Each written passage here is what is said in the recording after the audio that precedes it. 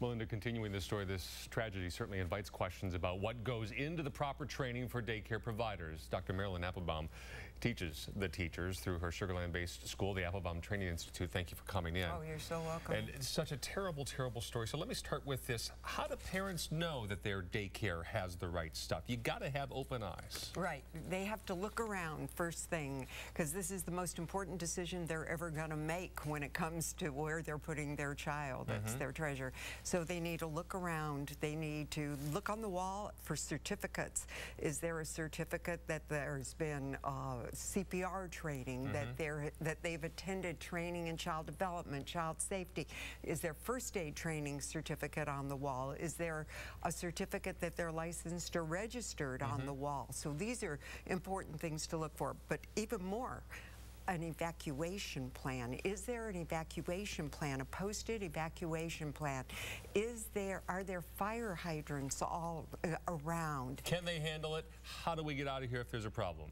You know, you mentioned that you want to look for somebody who's motivated, who's inspired. What do you mean by that? All right, so like when we do training, our training is twofold. The people come and we have the topics, and the topics include things like safety.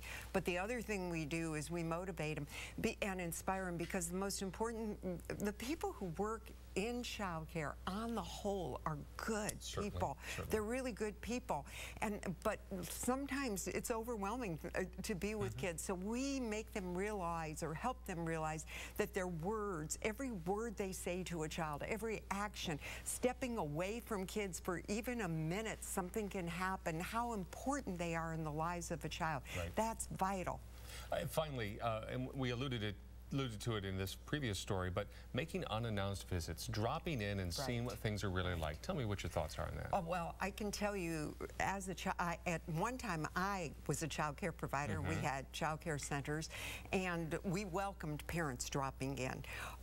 But I will talk to you as a grandparent. When my grandson was ready to go into child care, my daughter put him into a home, and somebody had referred her, and I went in there unannounced at a different time of day, and what I saw was something that made me pull him right out. At the beginning of the day, at the end of the day, they're prepared for you. In the middle of the day, maybe not so much. They're not, right. Good advice. Yeah, really good Marylin advice. Appelbaum, thank you very much for your wisdom. We do appreciate it. You're welcome.